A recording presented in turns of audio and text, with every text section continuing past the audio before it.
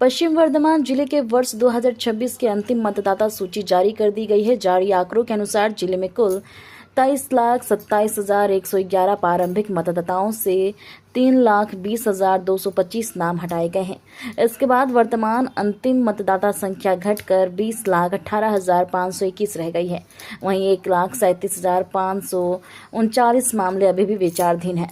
आसनसोल लोकसभा क्षेत्र के अंतर्गत 7 विधानसभा क्षेत्रों में मतदाता संख्या में उल्लेखनीय कमी दर्ज की गई है। आसनसोल उत्तर विधानसभा क्षेत्र में 42,915 नाम हटाए जाने के बाद अंतिम संख्या 2,47,141 हो गई है। आसनसोल दक्षिण विधानसभा क्षेत्र में लगभग 42,987 नाम हटाए गए हैं, जबकि अंतिम संख्या 2,48,091 दर्ज की गई है। जामुरिया विधानसभा क्षेत्र में 34,400 नाम हटे हैं और मतदाता संख्या 2,06,121 रह गई है। पांडेश्वर विधानसभा क्षेत्र में 26,724 नाम हटाए गए हैं। रानीगंज विधानसभा क्षेत्र में 33,971 नाम कम हुए हैं। कुल्टी विधानसभा क्षेत्र में 40,186 नाम हटे हैं। बरबनी विधानसभा क्षेत्र में 32,050 नाम सूची से हटाए गए हैं। वहीं दुर्गापुर पूर्व विधानसभा क्षेत्र में 29,697 नाम हटाए गए हैं, जबकि दुर्गापुर पश्चिम विधानसभा क्षेत्र में 37,352 नाम कम हुए हैं। वर्ष 2026 की अंतिम सूची में जिले भर में बड़ी संख्या में नाम हटाए जाने से मतदाता आंकड़ों में स्पष्ट गिरावट देखी गई है। बड़ी संख्या में लंबित मामलों के कारण आने वाले समय में मतदाता संख्या में और परिवर्तन संभव है। খসড়া তালিকা হয়েছে, ঘোষণা করা হয়েছে। তার মধ্যে দেখা গিয়েছে যে মোট ভোটার সংখ্যা যে পশ্চিম বর্ধমানে যে সেটা 3,06,000 বাদ গিয়েছে। তার মধ্যে এসআইআর শুনানি চলাকালীন 14,000 থেকে বেশি নাম বাদ গিয়েছে। কি বলবেন? না, এটা তো দেখুন, নির্বাচন কমিশন বিজেপির হয়ে কেন্দ্র সরকারের চাপেতে এই কাজ করছে। আপনারা যদি হিয়ারিং প্রসেসটা দেখেন, হিয়ারিং প্রসেসে এই পশ্চিম বর্ধমান জেলায় যে 3টে সিটেতে বিজেপির বিধায়ক আছে, সবচেয়ে বেশি নাম কিন্তু হিয়ারিং প্রসেসে ওখানেই বাদ গেছে। এবং আপনি যদি কম্পেয়ার করেন, যেখানে যেখানে বিজেপির বিধায়কেরা আছেন তাদেরকে অ্যাডভান্টেজ দেওয়ার জন্য সেই সিটগুলোই দেখবেন অপেক্ষাকৃতভাবে বাদের সংখ্যা বেশি।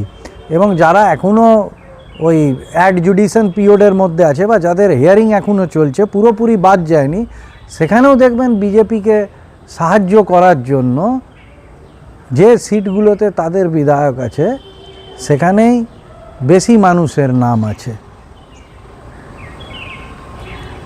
এটা কি মনে করছেন, মানে কি এটা পুরোপুরি এসআইআর যে কাজ হয়েছে এটা পুরোপুরি একটা মোটিভেটেড?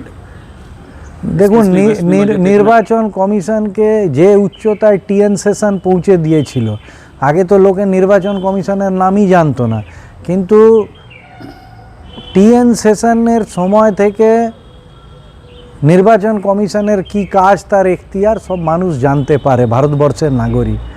এবার এই আরেকটা মানে সাংবিধানিক সংস্থাকে বিজেপি একদম অকেজো করে দিল। এবং আপনারা দেখবেন যে তাদের গালেতে থাপ্পড় মেরে সুপ্রিম কোর্টও মাননীয় বিচারকদের এই প্রক্রিয়ার মধ্যে ইনভলভ করে দিয়েছেন। এটা থেকেই বোঝা যাচ্ছে যে নির্বাচন কমিশন তার স্বতন্ত্রতা, তার কাঠামো, তার পরিধি অনুযায়ী কাজ করছেন না।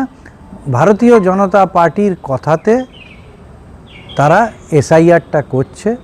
আবার আপনাদেরকে বললাম, শুনানি চলাকালীন পুরোটাই তো ওনাদের হাতে, বাইরে থেকে অবজারভার ইত্যাদি এনেছিল।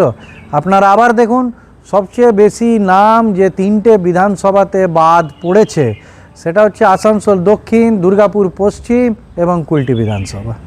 এবং একই বাকি দুটো ক্ষেত্রেও ওই একই জিনিস করা হচ্ছে, যে একদম টার্গেট করে করে একটা কমিউনিটিকে এবং কিছু প্রকৃত ভোটারকে করা হচ্ছে। এবং যেটা আমাদের আশঙ্কা, লজিক্যাল ডিসক্রিপেন্সির নামেতে যে বিরাট সংখ্যক মানুষকে এখনও ঝুলিয়ে রাখা হয়েছে, নির্বাচন কমিশন ভারতীয় জনতা পার্টির নির্দেশ মতো তাদের বড় অংশটাকেই এই ভোটেতে আর ভোট দিতে দেবে না। তারা এইভাবেই বাংলাটাকে দখল করতে চাইছে। এর কি 2026 যে নির্বাচন হবে এর কি প্রভাব পড়বে টিএমসি? এর কোনো প্রভাব পড়বে না। বিজেপির এখানে কিছুই নেই। আর মমতা বন্দ্যোপাধ্যায়ের সরকার, তৃণমূল কংগ্রেস, তাদের শিকড় একদম মানুষের মনের মধ্যে আছে এবং আপনারা নিশ্চিন্ত থাকুন। আর 2 মাস পরে আপনারা আমার কাছে আসবেন, বিজেপি গতবার যে আসন ছিল সেই আসনের থেকে হাফেরও নিচে এইবার নেমে যাবে এবং আমাদের জেলাতে শূন্য হবে। বাদ গেছে এসআইআরে তৃণমূলের অভিযোগ ইলেকশন কমিশন আপনার বিজেপির হয়ে কাজ করছে, কি বলবেন? এটা তো ওদের সবসময় ইলেকশন কমিশন কাজ করে, ভোট চুরি, অমুক চুরি, মেশিনের উপর আক্ষেপ। তারাই তো ভোট লুট করে, তারাই তো ভোটারকে ভোট কেন্দ্রে যেতে দেয় না, তারাই তো গুন্ডামি করে গ্রামে গ্রামে। রক্ত রঞ্জিত ইলেকশন কোথায় হয়? পশ্চিমবাংলায়। আপনি বাইরে যান না, বাংলার বাইরে, আপনি যদি পশ্চিমবাংলা বলেন তো আপনি নিজে ফেস করতে পারবেন পশ্চিমবাংলার কী অবস্থা আছে। পশ্চিমবাংলা এখনই বিহারে ইলেকশন হলো, এখন আপনার বাকি 4টা স্টেটে হবে, দেখবেন একটাও লোক মারা যাবে না, একটাও হিংসা হবে না। এখানে হিংসা প্রতিহিংসার কোনো হিসাব নেই। 15 বছরে বিজেপির 300 কর্মী খুন হয়েছে, আর কত লোকের বাড়ি পোড়ানো হয়েছে, কত লোক হামলা হয়েছে, সেটা তো কোথাও ছেড়ে দেন।